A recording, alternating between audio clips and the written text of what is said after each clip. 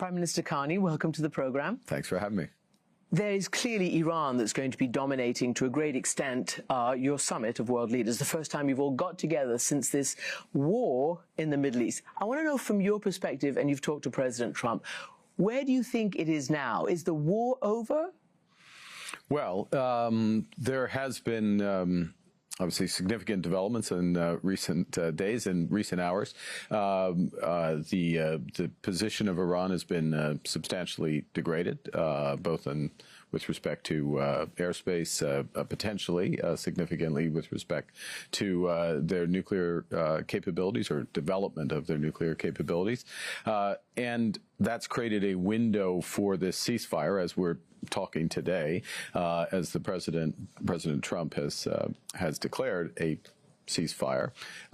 We'll see how it holds. The recent Iranian action, as you know, was consistent with leading up to an actual de-escalation. So, again, as we're here today, it's promising, but much more needs to happen. What do you make of the Iranian response? I mean, there was literally everybody on the edge of their seats as to whether this was going to be massive and trigger another massive U.S. retaliation. In the end, it was, in their words, proportional, and in President Trump's words, kind of a weak response. And he actually thanked the Iranians for even giving them all a heads up so they got everybody out of harm's way. You know, there's a lot of noise in that part of the world condemning the violation of, you know, Qatar's airspace and its sovereignty. But really, what do you think is happening diplomatically? What are people thinking about this moment? I think the military action, I would lean towards President Trump's interpretation of it.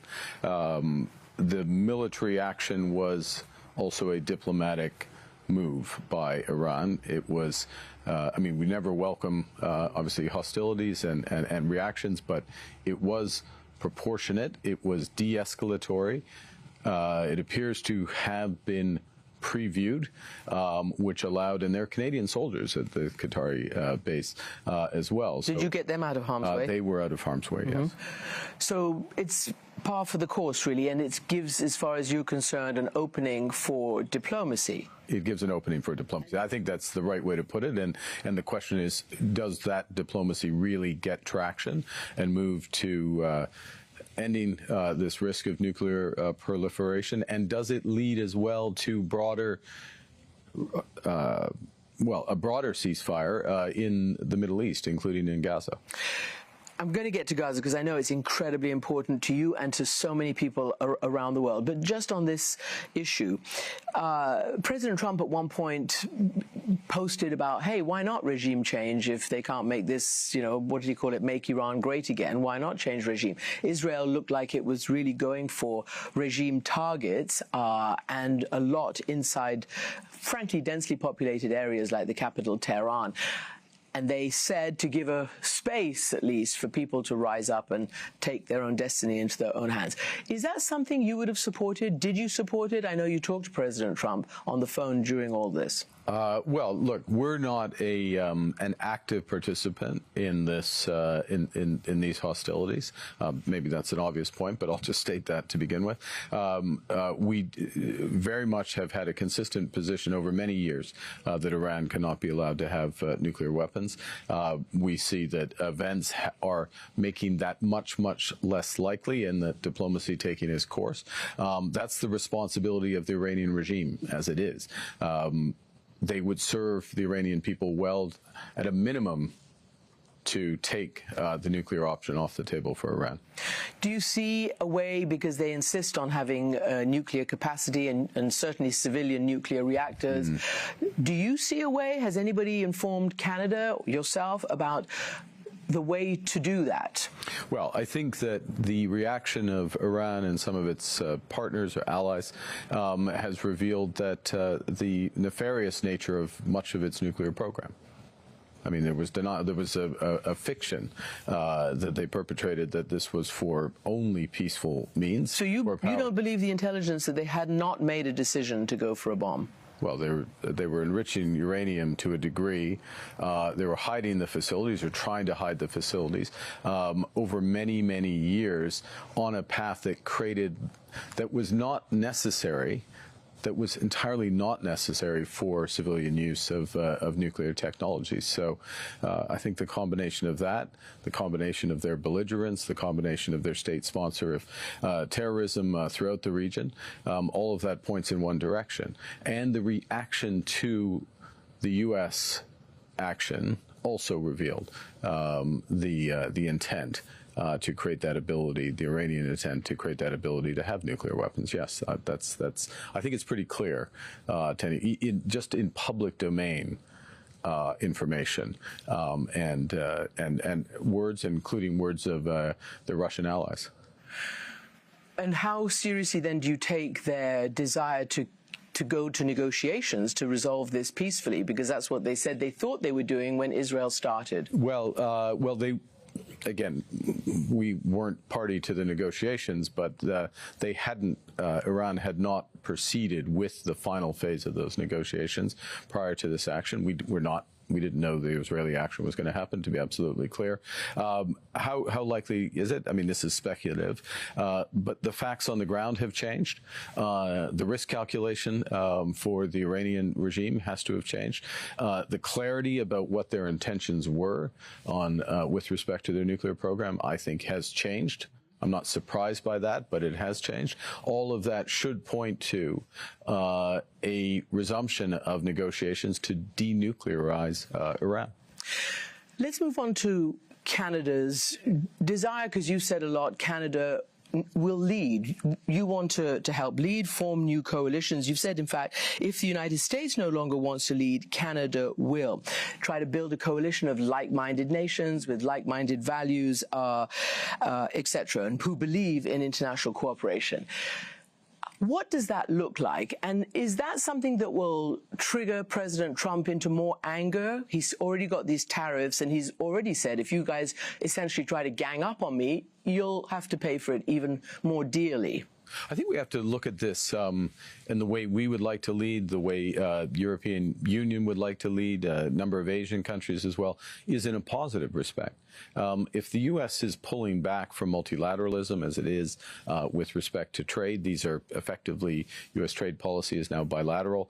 If the U.S. is pulling back, there are others of us who do believe in multilateralism. So, as you know, literally, I'm coming here in the last 12 hours ago. I was in Brussels agreeing at the Canada-EU summit, agreeing a very comprehensive partnership and a process to have an ever closer economic, defense, and security partnership between Canada and the EU. That is an example of two jurisdictions, in the case of the EU, that believe in multilateralism, believe in the rule of law, believe in fair and open trade, believe in defense cooperation.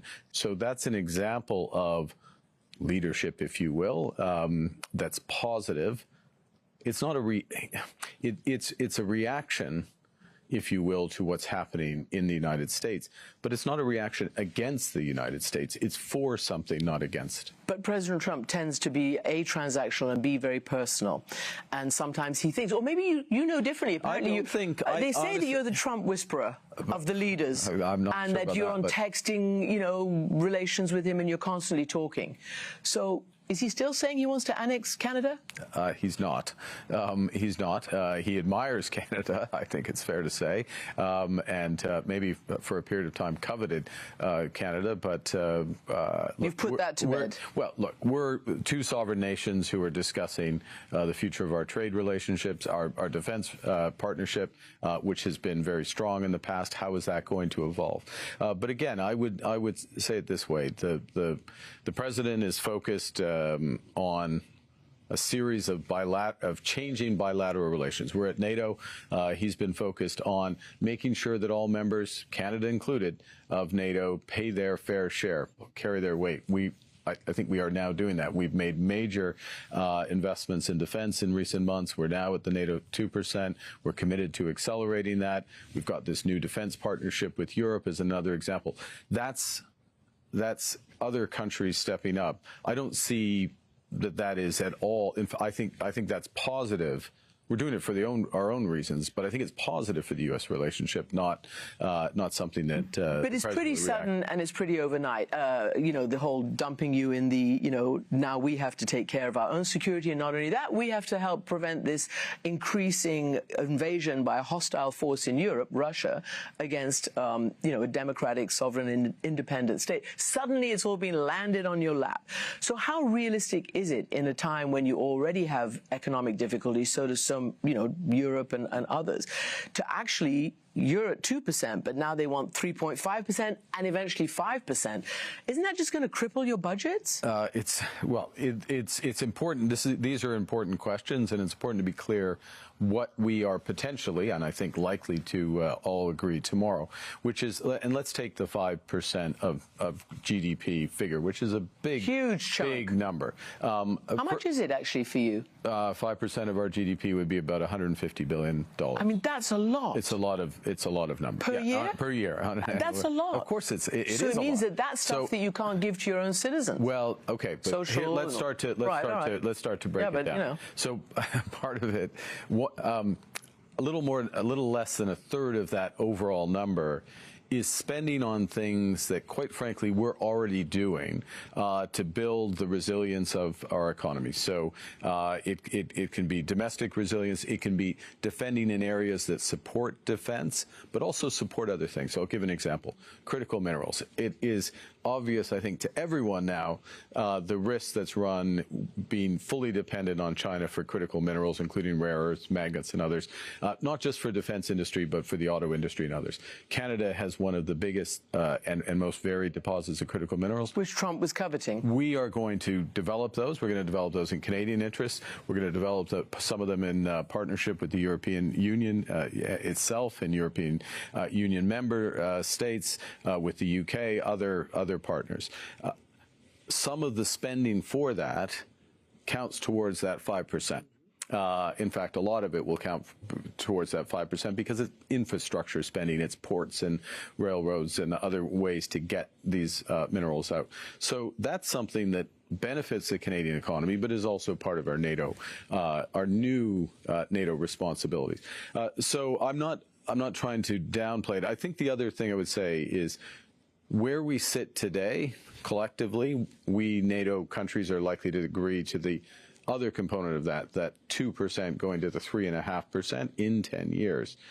But the nature of warfare is changing very rapidly. We just look at what's happening in Ukraine. I mean, you don't need an aircraft carrier anymore. Well, some do, but most of us don't. You need drones, and you need the integration of drones with your cyber capabilities, your broader satellite capabilities. We're making a commitment, but we're not locking ourselves in. We're not signing a bunch of post-dated checks for the hardware, military hardware of today to protect our citizens. Talking about Ukraine, which is the war in Europe, and the existential war, frankly, as Europeans see it, and obviously as Ukraine sees it. You have a massive Ukrainian diaspora in Canada, and the world was incredibly on Ukraine's side for so long. It's almost like now it's an afterthought. President Zelensky was essentially, I'm going to say these words, stood up by President Trump at your G7. I mean, Trump left before he even met Zelensky. I don't know whether he's coming and they're going to meet here. But if the United States walks away, don't you think Russia will win? No. The short answer, no. Really? I don't think, can you make up for the weapons that... Well, we can't fully make up, but we can... first off, I don't think the U.S. is going to, quote, walk away. Do you think it'll keep... do you think Trump will keep giving weapons to Ukraine? I'll leave that to the U.S. to determine, but there's other measures that can be taken. So first off, have we forgotten about Ukraine? Absolutely not. As you just mentioned, President Zelensky was at the G7. At the G7, Canada announced a major package of new financial sanctions against Russia, major defense support, major support for the Ukraine budget. The European Union is launching its 18th package of sanctions, which will have very significant impacts on the financial sector in Russia. There is but not the U.S., which is the most powerful. U.S. There is a sanction package working its way through the Senate. Lindsey Graham is sponsoring that, and if it is enacted, which is a choice, but it will be a game changer. So the U.S., even without military is hugely important here. It is a war. Are you going to try to persuade Trump to keep supporting Ukraine militarily? Yes, absolutely. Because, look, it is, it's not, yes, we have a diaspora, and it's, of course, that's important, and there's personal ties. But this is about rule of law, it's about territorial integrity, it's about support for democracy, and it does have those wider implications. It's also, it has real security implications for much of Europe. We are at NATO. We have under Article 5, we have responsibilities to each other. We take those responsibilities seriously. That's why we're here. So there's many, many factors. Personally, I think in Canada, we would start and stop at the human. We don't need all those other responsibilities in order to supplement or to make the case for supporting Ukraine. Perhaps in the United States, a few other jurisdictions, they need all of those elements, but those elements exist. And so, yes, we'll make a very strong case to the president. I want to circle back to what we started talking about, the Middle East, and what you brought up, which is Gaza. Do you think there is any way that there can be the kind of peace that people are talking about now in the Middle East if there isn't a resolution, first to the Gaza catastrophe, and second, in general, to the Israel-Palestinian crisis? Trying to get a state for the Palestinians that lives in harmony, peace, and security for all, and freedom. How much do you think you're all committed to that?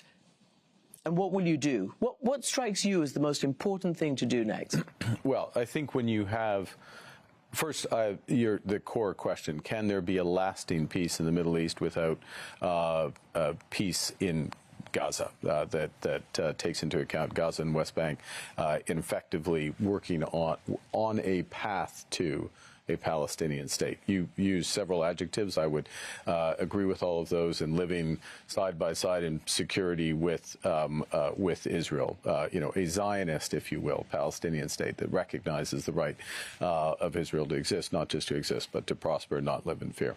Now, we can't have peace unless we move towards that.